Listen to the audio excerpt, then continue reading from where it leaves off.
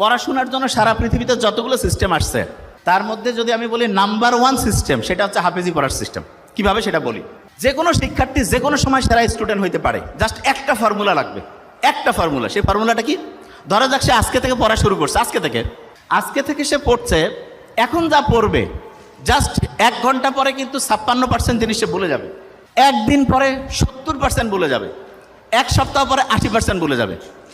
তার মানে আমরা যা কিছু পড়ি, যা কিছু শুনি, 80% জিনিস 7 দিন পরে নাই। অথচ কোরআন শরীফ যারা পড়ে তারা দেখা যায় যে গোটাল কোরআনের 30টা পারা একদম A to Z মুখস্থ না।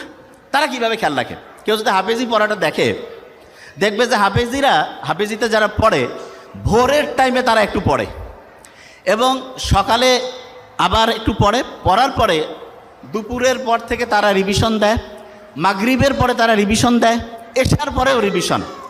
সারাদিনে যে টাইমটা তারা পড়ে ক্যালকুলেশন করলে দেখা যাবে 70% থেকে 80% টাইম তারা রিভিশন দেয়, 70 থেকে 80% টাইম তারা শুধু রিভিশন দেয়।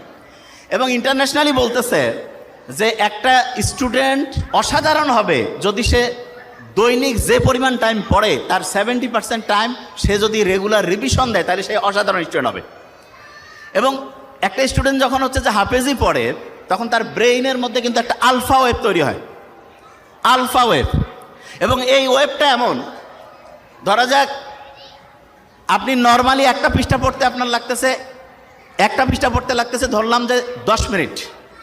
আপনি যদি আলফা ওয়েভে পড়েন, আলফা ওয়েভ ব্রেইনের মধ্যে, তাহলে আল্লাহর রহমতে আপনার ওই পড়াটা 2 থেকে 3 মিনিটে হবে।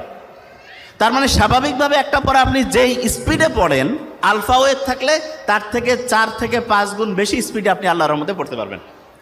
তাহলে যারা কোরআনের হাফেজিতে পড়ে তারা কিন্তু ব্রেইনে আলফা ওয়েভ তৈরিটা অটোমেটেড হয়। ওই যে আমি যখন কোরআন তেলাওয়াত আমরা শুনলাম তখন এটা ভালো লাগছে না সবার? কোরআন যখন শুনলাম কি কারণে ভালো লাগলো? কারণ কোরআনের আয়াতগুলো আল্লাহ এমনভাবে অ্যাসেম্বল করছেন, যখনই আমরা শুনি তখন ব্রেইনটা কুল ডাউন হয়। এবং ব্রেইনটা কুল ডাউন হয়ে গেলে ব্রেইনের মধ্যে প্রতি মুহূর্তে যে হচ্ছে বিভিন্ন ঢেউ আছে, ঢেউটা এমন লেভেলে আসে যেটার নাম হচ্ছে আলফা ঢেউ। এবং এই ঢেউটা ব্রেইনের জন্য খুব উপকারী। দেখেন সায়েন্স যে আবিষ্কার হচ্ছে, আপনারা দেখবেন কোরআনে একটা আয়াত আছে যে উটকে আমি কেমনে বানাইছি, এটা কি তোমরা দেখবা না? উট কিছুদিন আগে আবিষ্কার হইলো যে উটের যে চোখের পানি আছে না, এই চোখের পানির মধ্যে এমন এক রকমের মেডিসিন আছে যেটা প্রায় 30 রকমের সাপের যে বিষ সেটাকে নিষ্ক্রিয় করতে পারে। ওই যে রাসেল ভাইপারের নাম শুনলাম না, খুব আলোড়ন সৃষ্টি করছিল।